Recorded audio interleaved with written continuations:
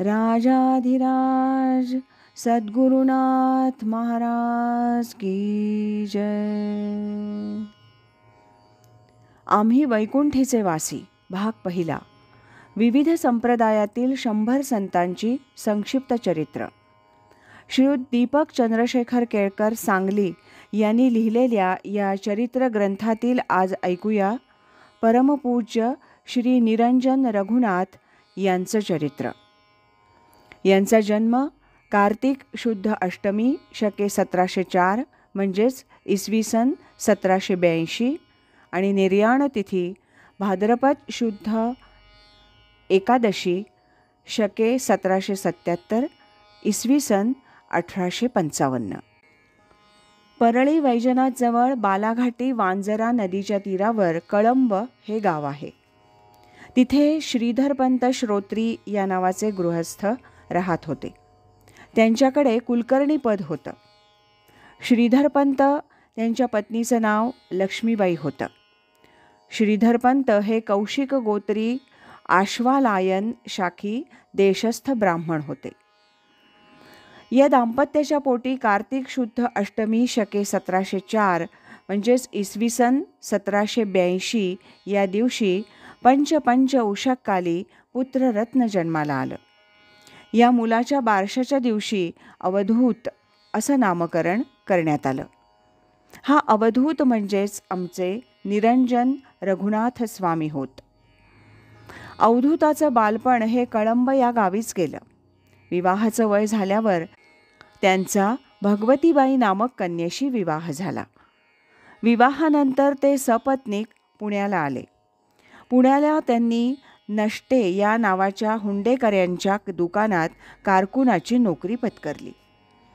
पण या नोकरीत त्यांचं मन रमेना. उद्विग्नता निर्माण झाली. ही मनस्थिती असताना शके 1733 म्हणजेच इसवी सन 1811 या वर्षी बेलबागेत असणाऱ्या विष्णू मंदिरात ते गेले. तिथं ठाकूरदास नामक प्रसिद्ध कीर्तनकारांचं कीर्तन सुरू होतं. हे कीर्तन ऐकल्यावर अवधूताची वृत्ती पालटली आणि अचानक वैराग्य निर्माण झालं. ठाकूरदास बाबांचं दर्शन घेतलं आणि त्यांनी आशीर्वाद दिला, तू नारायण होशील. रात्री अवधूत घरी गेलाच नाही. पुणं सोडलं. पुण्याहून चिंचवड इथं आले आणि पुढे ते देहूला आले. सकाळी इंद्रायणीत स्नान करून हातात पाणी घेतलं आणि आजपासून 1 वर्ष 7 दिवसात परमेश्वराचा सगुण साक्षात्कार झाला नाही तर प्राणत्याग करीन अशी सूर्याकडे पाहून आणि श्री तुकाराम महाराजांना साक्षी ठेवून घोर प्रतिज्ञा केली. तो दिवस होता भाद्रपद वद्य चतुर्थी शके 1733 म्हणजेच इसवी सन 1811. अवधूतानं देहू गाव सोडलं आणि भिक्षा मागत पदयात्रा सुरू केली. अखंड दत्तचिंतन आणि नामस्मरण करीत हा अवधूत चालला होता. करता करता तो ब्राह्मणवाडे या गावी आला. तिथं एका दत्तभक्ताची गाठ पडली आणि त्यानं सांगितलं की अवधूता, तू काठेवाडात गिरनार पर्वतावर जा. तिथं तुला दत्तगुरूंचं प्रत्यक्ष दर्शन होईल. तिथून हा अवधूत पुढे निघाला. अकोला गावी आला. त्या गावी एका रात्री स्वप्नात साक्षात श्री दत्तात्रेयांचा साक्षात्कार झाला. श्री दत्तगुरूंनी अवधूताला आपल्या हृदयाशी धरलं आणि कानात अष्टाक्षरी मंत्राचा बोध केला. हा साक्षात्कार पाहून अवधूताला प्रत्यक्ष दत्तगुरूंच्या दर्शनाची प्रचंड ओढ निर्माण झाली. नंतर अवधूत हा नाशिक इथं आला. नाशिक इथं श्री रघुनाथ स्वामी म्हणजे भटजी नामक सत्पुरुषांची भेट झाली. श्री रघुनाथ स्वामींनी कार्तिक वद्य त्रयोदशी शके 1733 इसवी सन 1811 साली अवधूताला गुरुपदेश दिला. अवधूतानं या रघुनाथ स्वामींकडून अपरोक्ष साक्षात्कार करून घेतला आणि योगविद्या प्राप्त केली. तिथंच अवधूत गुरुसेवेत दंग झाला. रघुनाथ स्वामींनी अवधूताचं नाव बदलून निरंजन असं ठेवलं. हा निरंजन म्हणजेच आमचे निरंजन रघुनाथ हे होत. परमार्थदृष्ट्या निरंजन स्वामींना गुरुपदेश मिळाल्यानं ते कृतकृत्य झाले. पण श्री दत्तात्रेयांच्या सगुण दर्शनाची इच्छा त्यांना सतत डाचत होती. त्यामुळं त्यांनी रघुनाथ स्वामींच्या आज्ञेनं नाशिक सोडलं आणि तिथून ते त्र्यंबकेश्वरला आले. मजल दर मजल करत करत ते काठेवाड गिरनार पर्वताजवळ आले. अद्याप त्यांच्या प्रतिज्ञापूर्तीस बराच कालावधी होता. त्यामुळं ते गिरनार पर्वताला प्रदक्षिणा घालून प्रतिज्ञापूर्तीची मुदत भरायला 3 दिवस बाकी असताना पर्वतावर पोहोचले. भाद्रपद वद्य अष्टमी शके 1734 म्हणजेच इसवी सन 1812 या दिवशी ते पर्वतावरील दत्तात्रेयांच्या पादुकांजवळ धरणं धरून बसले. पहिल्या रात्री सोसाट्याचा वारा सुरू होऊन मुसळधार पाऊस सुरू झाला. निरंजन स्वामींची दातखिळी बसून त्यांना मूर्छा आली असतानाच एका सुवासिनीनं त्यांना खिचडी आणून दिली. दुसऱ्या दिवशी रात्री त्यांना स्वप्न पडलं आणि स्वप्नात त्यांना एक पिवळं वस्त्र आणि रुमाल मिळाला. निरंजन स्वामींना जाग आली आणि पाहतात तो स्वप्नात मिळालेली वस्त्र खरोखरीच त्यांच्याजवळ असल्याचं दिसून आलं. तिसऱ्या रात्री निरंजन स्वामी दत्तात्रेयांपुढे बसले आणि दत्ताची प्रार्थना करू लागले आणि दर्शन देण्यासाठी हट्टच धरला. दत्तात्रेयांपुढे एक मोठा दगड ठेवला आणि त्या दगडावर डोकं आपटून प्राणत्यागाची तयारी केली. 3ही रात्री निघून गेल्या. प्रतिज्ञेची मुदत संपली असं पाहताच निरंजन स्वामींनी निराश होऊन त्या दगडावर आपलं डोकं आपटलं. भळाभळा रक्त वाहायला लागलं. निरंजन स्वामी बेशुद्ध पडले. अशा स्थितीत आपल्या तोंडात कुणीतरी कमंडलूतील पाणी घातल्याचा निरंजन स्वामींना भास झाला आणि बघतात तो आपल्यापुढे श्री दत्त महाराज सगुण रूपानं उभे आहेत असं दिसलं. साक्षात 6 हातांची एकमुखी दत्ताची मूर्ती होती. दत्तात्रेयांचं दर्शन होताच निरंजन कृतार्थ झाले. दत्तात्रेयांनी निरंजन स्वामींच्या मस्तकावरून हात फिरवला. हात फिरवताच निरंजनांच्या मस्तकाला झालेली जखम भरून आली.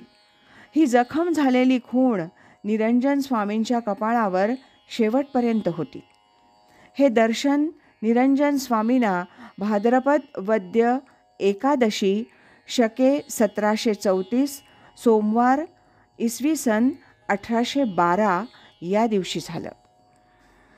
अशा प्रकारे गिरनारहून निरंजन स्वामी प्रभासतीर्थ आणि सोमनाथ क्षेत्र या ठिकाणी गेले आणि नंतर समुद्रमार्गानं ते मुंबईला आले. त्यानंतर ते गुरुदर्शनासाठी नाशिकला आले.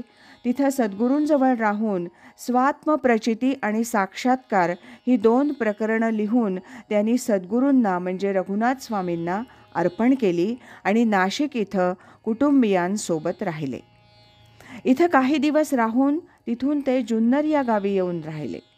इथं राहिलेले असताना अचानक राहत्या घराला आग लागली आणि त्यांनी लिहिलेले ग्रंथ आगीत जळून खाक झाले.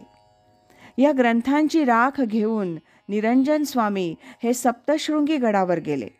5 दिवस उपास केला आणि दत्तात्रेयांची प्रार्थना केली.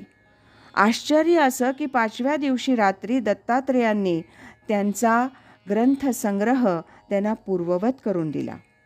या प्रसंगाला अनुसरून त्यांनी एक पद रचलं. ते लिहितात, हे दत्तात्रेया, तुझे आज्ञेवरुनी वदलो कविता, पद आणि ग्रंथा करोनिया. तेथे जाळे विघ्न जळाली कविता, रक्षा आली हाता मुष्टीभरी. तेची रक्षा आता बांधोनी शिदोरी, सप्तशृंगावरी आलो स्वामी.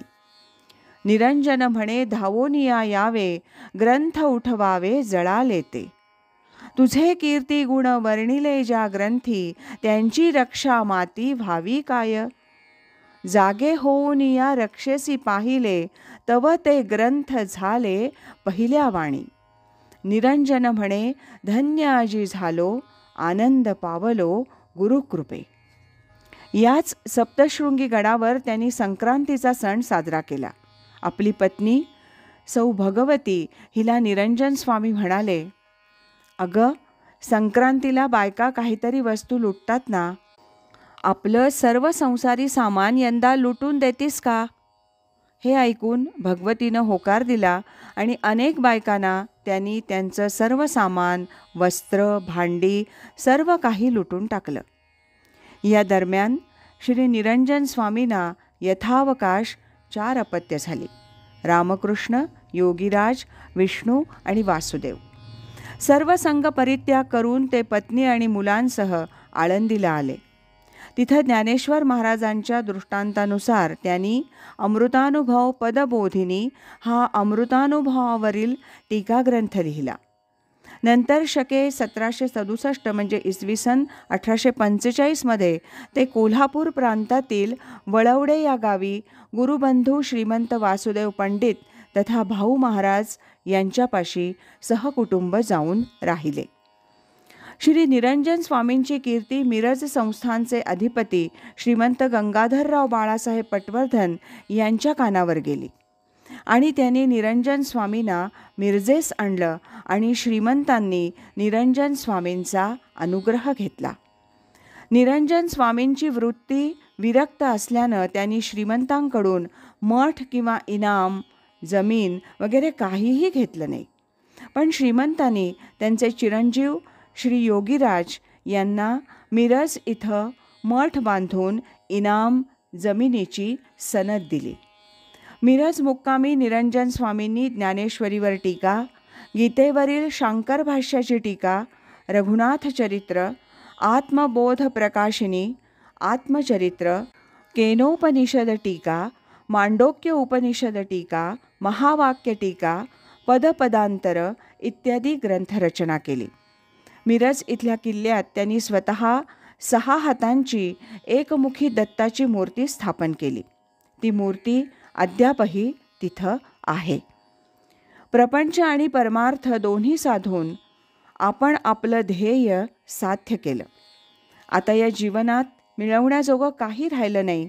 आपलं जीवित कार्य संपलं असं समजून निरंजन स्वामींनी संन्यास दीक्षा घेतली आणि 6 महिन्यांनी म्हणजेच भाद्रपद शुद्ध एकादशी शके 1777 म्हणजेच इसवी सन 1855 या दिवशी वयाच्या 73व्या वर्षी निरंजन रघुनाथांनी कृष्णाबाईच्या उदरात म्हणजेच जलप्रवाहात जलसमाधी घेतली.